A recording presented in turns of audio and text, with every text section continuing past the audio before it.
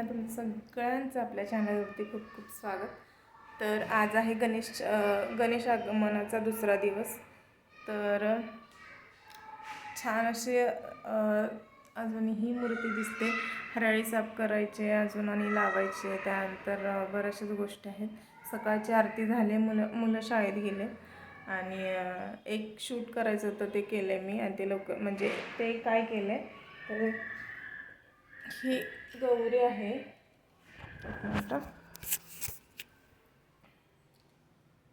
गौरीची hairstyle कशी करता येईल म्हणजे केस वगैरे व्यवस्थित हे करून, तर त्याचा व्हिडिओ शूट केला आहे मी आणि तो चॅनलवर पोचलाच असेल किंवा पोचेल थोड्या वेळात. तर नक्की जाऊन एकदा बघा. खूप छान म्हणजे झाली. आपण साडी आणि वेगवेगळ्या त्यांना आपण हे सजावट करत असतो. साडी घालतो, दागिने घालतो, पण हेअरस्टाईलसुद्धा करू शकतो. हेच मी त्या व्हिडिओमध्ये दाखवले आणि कसं करायचं ते अगदी सिंपल पद्धतीमध्ये दाखवले. व्हिडिओ बघितल्यानंतरच तुम्हाला सगळ्या हे करून स्टेप फॉलो करून तुम्हाला ती हेअरस्टाईल घरीच घालता येईल. तर हेच त्या व्हिडिओमध्ये मी दाखवलं आहे. त्याचबरोबर ती हेअरस्टाईल करताना कसा पसारा झाला तुम्हाला दाखवते. म्हणजे म्हणतात ना की क्रिएटर म्हणजे ती हिला हे पाहिजे असेल म्हणून ते करतं, पण ॲक्च्युली तिच्या पाठीमागं करण्याचं खूप मोठं कष्ट करावं लागतं. कारण मी सकाळी सांगते तुम्हाला, मी सकाळी मुलांना सोडून आले 10 वाजता आणि 10 वाजेपर्यंत घरी आले. 9:30 वाजता गेलेली, मग काय बाहेरची कामं करून 10 वाजता घरी आले. 10 वाजता आल्यानंतर रस्त्यात माझ्या डोक्यात हेच होतं की हा व्हिडिओ आपण करूयात, हे आपल्याला केलं पाहिजे, हे आपल्याला शेअर केलं पाहिजे. त्यामुळे घरी आल्या पहिल्यांदा मी जी की 2 ते 3 दिवसानंतरनं हे होते,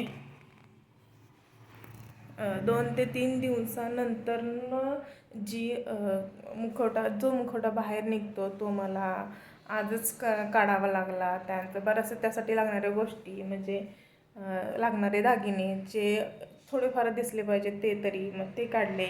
त्यानंतरनं हा इथला पसारा, इथं व्हिडिओ शूट करायला बसलेली मी, तर इथं हा पसारा. त्यानंतरनं इतका वेळ दिला आहे त्यासाठी आणि इथं असं इथं कॅमेरा ठेवलेला आणि हे करत होते इथं पूर्ण. त्यानंतर 10 वाजता गेलेली मी, आत्ता वाजले 1:45. तर इतका वेळ लागला ते फक्त तुमच्यापर्यंत प्रेझेंट करायला. आता ते हे स्वच्छ करायचं तर वेगळंच आहे, अजून अर्धा पाऊण तास ते सगळं व्यवस्थित ठेवावं लागेल. तर तो एक वेळ वेगळाच आहे. तर चला, तर जर का तो व्हिडिओ आवडला तर नक्की हे करा, लाईक करा आणि कमेंट करा की तुम्हाला आवडला असेल तर. आता तर हा पहिल्यांदा पसारा आवरावा लागणार आहे कारण बाहेरची रूम आहे, त्यामुळं बराचसा पसारा आहे. इथला जर काही पसारा असत राहिला तर घरातली कामं तर तशीच आहेत. म्हणजे डबा बनवलेला, स्वयंपाकाची सगळी भांडी, कपडे, सगळं तसंच आहे. आणि हे पहिल्यांदा करायला घेतलेलं, त्याला इतका वेळ जाऊन दे. ठीक आहे, चांगलं झालं आहे व्हिडिओ, तर चॅनलवरती जाऊन नक्की बघा. असो, ठीक आहे. हे मी सगळं आवरून घेते आता. त्यानंतरनं ना आज बघू जमलं तर मी तुम्हाला संध्याकाळी आरतीचं थोडंसं क्लिप त्याच्यामध्ये ॲड करते. कारण म्हणजे आम्ही जिथं राहत होतो आधीगर, आम्ही इथं येऊन 6 महिने झालेत आणि आम्ही जिथं आधीगर राहायचो तिथं फक्त अख्ख्या बिल्डिंगमध्ये 2च घरात गणपती बसला जायचा. त्यामुळं फक्त म्हणजे ह्या सणासाठी जी देवाणघेवाण व्हायची ती फक्त 2 घरांमध्येच व्हायची. पण इथं आले, कालच पहिला दिवस होता आरतीचा, तर बऱ्यापैकी पुरुष मंडळी सगळी आरतीला, ज्यांच्यात गणपती आहे त्यांच्या सगळ्यांच्याच जातात. आणि त्यानंतरनं हळदी कुंकवाला बायकासुद्धा येतात, त्यानंतरनं येतात. पण म्हणजे हे माझ्यासाठी काहीतरी नवीन आहे, कारण माझं लग्न झाल्यापासून मी तिथंच राहते आणि ह्याच्या अगोदर आमच्याकडं कधी गणपती नाही, म्हणजे आमच्या घरात तर नव्हता. त्यानंतर इथं आल्यानंतर पहिल्यांदाच मग हळूहळू शिकत होते तिथं.